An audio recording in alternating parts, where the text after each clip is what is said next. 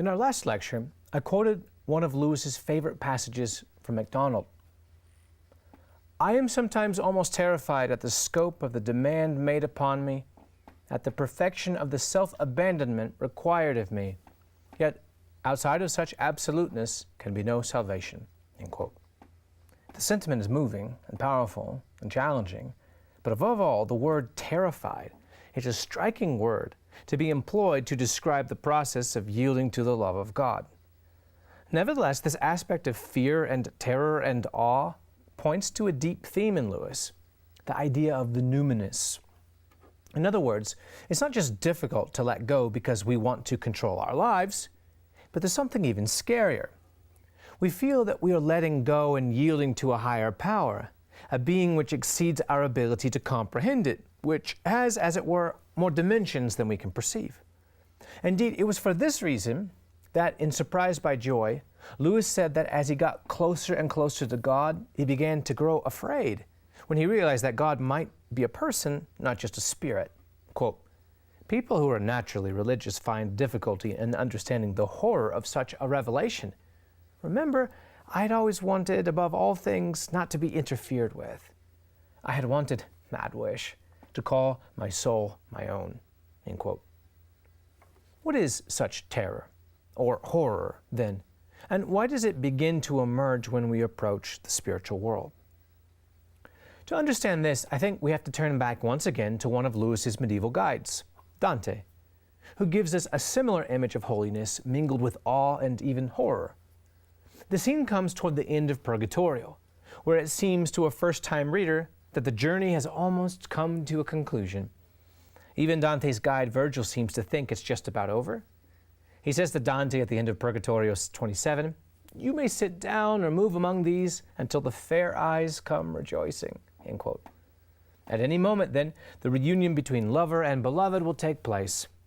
One scholar sums it up this way, quote, "After several dramatic days of testing, travel through hell and purgatory, which taxed him intellectually, emotionally, and spiritually, Dante, character, reassured by an enchanting dream, wakes for the first time on his journey in a peaceful and relaxed manner.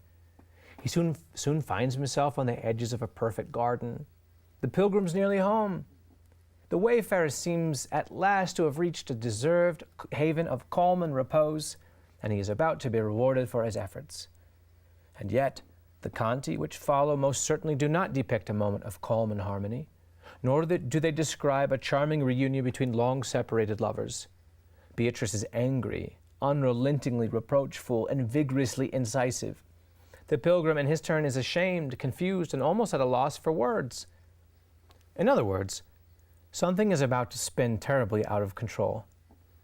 Dante doesn't enjoy a romantic reunion in a field with long grasses. Rather, a supernatural apocalyptic procession alights within the garden. Here's how Dante himself puts it, quote, "And behold, a shining suddenly ran through the great forest on all sides, such that it made me wonder if it were lightning. But since lightning, as soon as it comes, ceases, and this lasting shone brighter and brighter, and my thought, I said, what thing is this?" The pilgrim has difficulty even identifying the nature of the eerie event.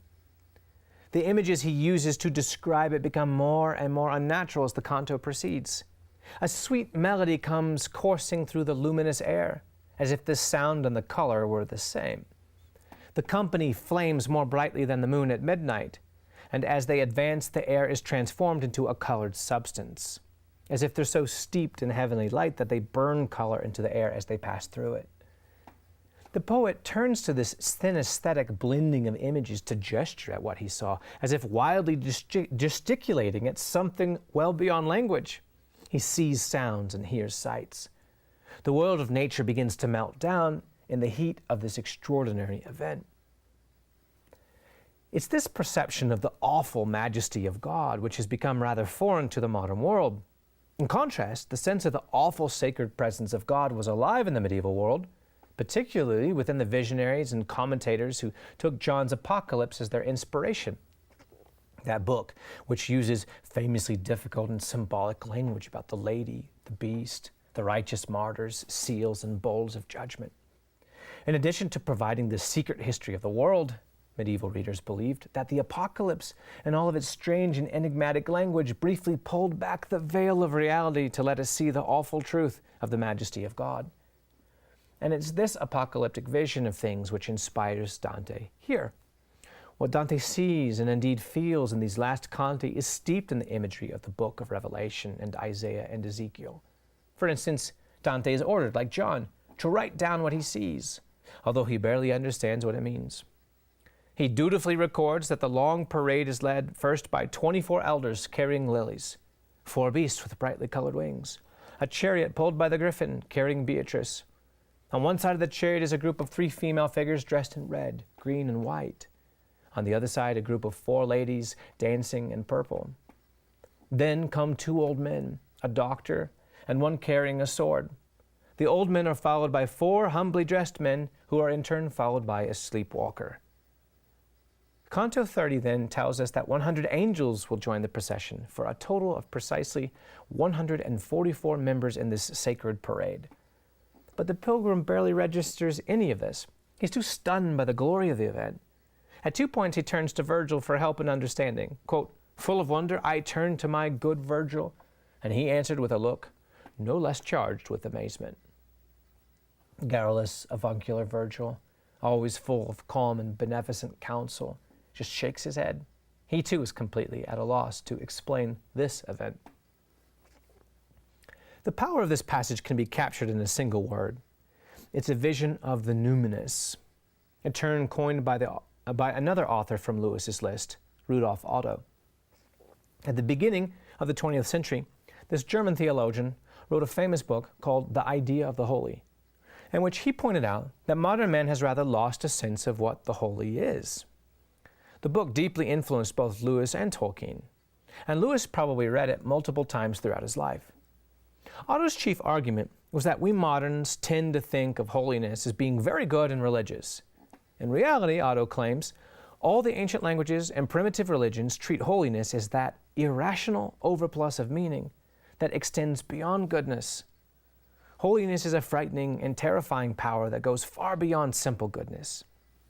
Rudolf Otto used the term numinous to get at what he was talking about. Otto says, quote, "There is no religion in which the numinous does not live as the real innermost core, and without it, no religion would be worthy of the name." End quote. For Otto, the numinous is that reality whose majesty is so far beyond our ordinary experience that it's difficult for us to classify it simply as good or bad. It is at once both alluring and dangerous, beautiful and terrifying. To describe the numinous more accurately, Rudolf Otto said that it had 5 characteristics. First, it is a mysterium, that is, literally a mystery or a secret, but not in the way we ordinarily use that word. A mystery novel leaves you puzzled like a detective story until you figure out the missing piece. But the true mystery never loses its question-provoking nature even when you learn about it.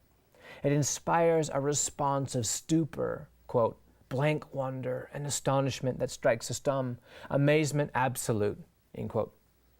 The numinous can also be said to be tremendum, that is, a mystery that causes fear, trembling, religious dread, awe. It's uncanny. It causes you to shudder, like the weird sisters in Macbeth do, because it seems on a different plane of being. But unlike the weird sisters, that which is supremely numinous possesses dread majesty, an overpowering unapproachability. At the same time, Otto says that it has an urgent energy, as if it is on the verge of pouring forth and ever going out.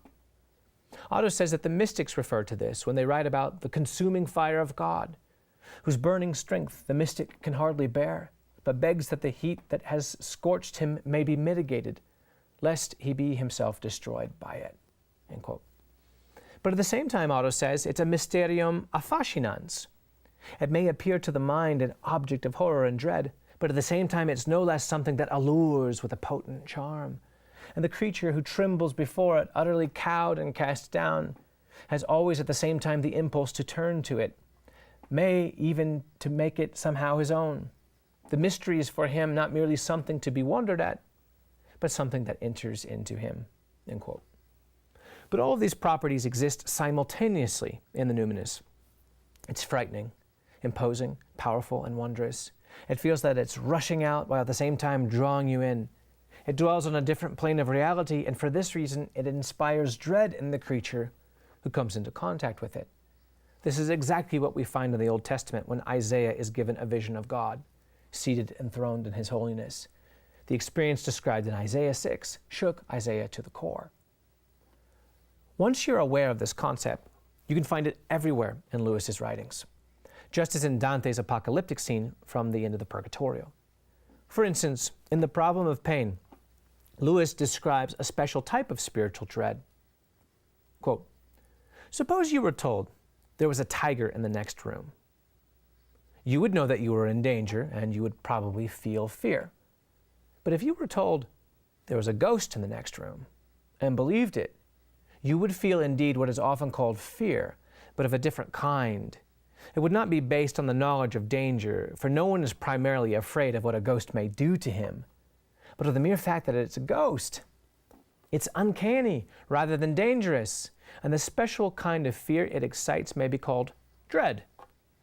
With the uncanny, one has reached the fringes of the numinous. Now, suppose that you were told simply, there's a mighty spirit in the room, and believed it. Your feelings would then be even less like the mere fear of danger, but the disturbance would be profound. You would feel wonder and a certain shrinking, a sense of inadequacy to cope with such a visitant, and of prostration before it, an emotion which might be expressed in Shakespeare's words, 'Under it, my genius is rebuked.' This feeling may be described as awe, and the object which excites it is the numinous. As we have seen, the numinous is that sense of the holy, that is, the mysterious, the frightening, and the uncanny. And the exact same concept reappears in fictional form in his Perelandra of 1944, published 4 years after The Problem of Pain. Lewis described the strange frisson that the narrator got from accidentally coming into the presence of a super-terrestrial creature, a kind of bodiless angelic being that speaks not through moving air, but intellectually. The narrator writes that the creature seemed to have, quote, reference to some horizontal, to some whole system of directions based outside the earth. Its mere presence imposed that alien system on me and abolished the terrestrial horizon, end quote. The narrator goes on, I had no doubt at all that I was seeing an Eldil, and little doubt that I was seeing the Archon of Mars, the Oyarsa of Malacandra. And now that the thing had happened, I was no longer in a condition of abject panic. My sensations were, it is true, in some ways very unpleasant. The fact that it was quite obviously not organic. The knowledge that the intelligence was somehow located in this homogeneous cylinder of light, but not related to it as our consciousness is related to our brains and nerves, was profoundly disturbing. It would not fit into our categories. The response which we ordinarily make to a living creature and that which we make to an inanimate object were both equally inappropriate. My fear was now of another kind. I felt sure that the creature was what we call good, but I wasn't sure whether I liked goodness so much as I had supposed. This is a very terrible experience.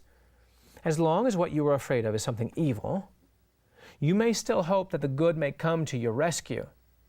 But suppose you struggle through the good and find that it is dreadful. Here, at last, was a bit of that world beyond the world which I had always supposed that I loved and desired, breaking through and appearing to my senses. And I didn't like it. I wanted to go away. I wanted every possible distance, gulf, curtain, blanket, and barrier to be placed between me and it. But I did not fall quite into the gulf. Oddly enough, my very sense of helplessness saved me and steadied me, for now I was quite obviously drawn in. You can see here in this extraordinary passage all of the themes we have discussed.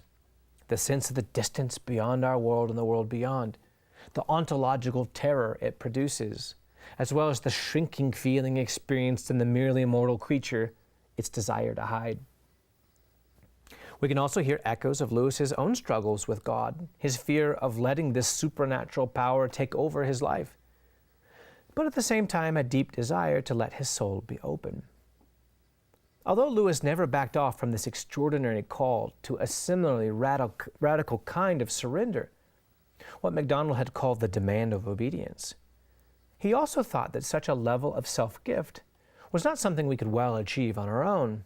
Quote, "I am not in despair," he said in his essay, Slip of the Tongue, after confessing to loving creaturely goods with too much zeal.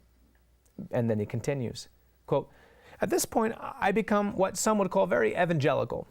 I do not think any efforts of my own will or can end once and for all this craving for limited liabilities, this fatal reservation. Only God can," end quote. And it is this extraordinary effort by God as the judge of the secret things of the heart, which I believe can be found in the judgment scene Until We Have Faces, and its medieval inspiration, the judgment scene from Dante's Purgatorio. We'll talk just a little bit more about the scene from Dante first. When Dante the Pilgrim first comes into the presence of Beatrice, he experiences again that trembling which he felt as a young man and describes so vividly in Vita Nuova. Quote, "And in my spirit, which for so long a time had not been overcome with awe that used to make me tremble in her presence, even though I could not see her with my eyes, through the hidden force that came from her, I felt the overwhelming power of that ancient love." End quote. Dante is, once again, the overwhelmed lover, shaken by the glory of Beatrice's beauty. But Beatrice is not interested in merely displaying her glory, but rather in getting the pilgrim to repent. When the disoriented pilgrim turns for the last time to Virgil to discover that his faithful guide and friend is not there, Beatrice says, "Do not weep. Do not weep, yet there is another sword to make you weep," end quote. She then begins to upbraid him, quote, "How did you dare approach the mountain? Do you not know that here man lives in joy?" End quote. Beatrice shames Dante in front of a huge crowd, which makes the experience all the more painful. In fact, she's so harsh that the pilgrim passes out, overwhelmed by the surprise of this verbally abusive encounter. It's fascinating then that Dante characterizes this whole numinous incident, in which everything feels like it's spinning out of control, as a moment of repentance. Moments before, Dante was looking at an ideal landscape, taking it in with somewhat passive enjoyment, like a man looking out over the Bay of Naples on a cool summer evening. But now in this moment of confession, Dante is being violently addressed by name. His safely objective enjoyment has become a painfully subjective I-you encounter. He can't just sit on the back row and listen. He's being forcefully and directly addressed. But Beatrice takes all of this one step further. She accuses the pilgrim of infidelity. Beatrice unabashedly says to Dante, quote, "Never did art or nature set before you beauty as great as in the lovely members that enclosed me," end quote. She then says her fault was that he was unfaithful to her beauty, quote, "And if that highest beauty failed you in my death, what mortal thing should then have drawn you to desire it? Indeed, at the very first arrow of deceitful things, you should have risen up and followed me, who was no longer of them," end quote. The poet's getting at a deep point. If it really was the case that Dante had encountered supernatural beauty, how is it possible that he could have settled for anything less? Surely any other attractive thing ought to have struck him as a pale shadow after he had a real experience of beauty in its fullness. Beatrice exposes, as it were, the pilgrim's primal act of infidelity. That is, he has sinned against the memory of beauty. Dante falsified his own experience, feigning to himself that any beauty after could remotely compare. And it is at this point that Beatrice forcefully elicits a confession from the confused pilgrim. She demands that he admit that he has been unfaithful to her, unfaithful to love, unfaithful to beauty. Beatrice's aggressive questions. To Beatrice's aggressive questions, the pilgrim can barely whisper his answer about why he fell. Quote, "After heaving a bitter sigh, I hardly had the voice to give the answer my lips were laboring to shape. In tears I said, 'Things set in front of me with their false delights, turn back my steps the moment that your countenance was hidden.'" In a moment of complete vulnerability and spiritual nudity, Dante has to let his soul be radically known, to let all of its secrets be viewed by all. He has to confess in front of a huge crowd his innermost failing. From this vantage, all the, quote, false images of good, end quote, don't just seem misdirected, they seem paltry, pathetic, reprehensible, detestable, and small. By confessing his primal act of infidelity against Beatrice, he's forced to return to the root of his soul, an idea that Dante hints at in one of the most powerful passages of this scene. Quote, with less resistance is the sturdy oak torn from the earth than was my chin nudged up by her command, and my vision blurred. The nettle of remorse so stung me then that whatever else had lured me most to loving had now become for me most hateful, end quote. And yet, at the same time that Dante endures this excruciatingly personal confession being made to uproot sin from the core of his being, he also has returned to the root of mankind in the garden, having returned to the garden on behalf of humanity, and re-entered the state of original justice. Dante has become a kind of new Adam, and thus he must also confess and unchoose, as it were, mankind's original act of infidelity, the act in which man presumed that all things lay within his reach, merely because his powers were ideally balanced. The medieval poet then creates a dreamlike sequence of canti, full of obscurity and mystery, in which his poetic epic is invaded by lyric and apocalyptic literary elements. He's overwhelmed, shaken, and broken up, so that he can, standing in for humanity, unchoose man's original act of presumption by acknowledging the infinite depths of God. He has had his humanity restored. He has been returned to creation. Now he must have a vision of his creaturehood impressed upon him. Dante has returned to the garden as a second Adam to undo the original father's mistake.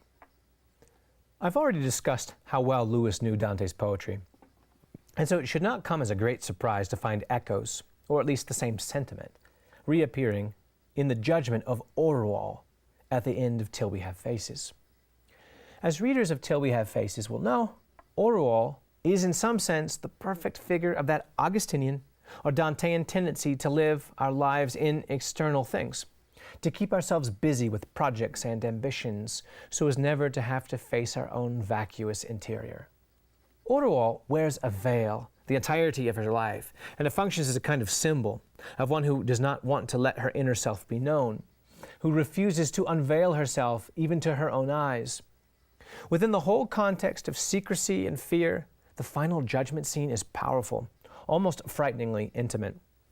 Like Beatrice forces Dante to utter his confession, Orual is also forced to be known, to be open, to be vulnerable, and to be exposed. Orual has to let the gods do the saving. In particular, toward the end of the book, Orual begins to recognize that her soul is as cramped and disfigured as her aged body. And she determines to try to let go of her hate and resentment, to practice philosophy as her childhood Greek tutor had taught her. But alas, her human efforts to bring about her inner purity fail. As she says, quote, I would set out boldly each morning to be just and calm and wise in all my thoughts and acts. But before they had finished addressing me, I would find that I was back in some old rage, resentment, gnawing fantasy, or sullen bitterness. I could not hold out half an hour, end quote. It's shortly after this that Orual enjoys a dream, which Lewis is careful to characterize in a medieval fashion as one of those true dreams, which the medieval world thought had deeper significance.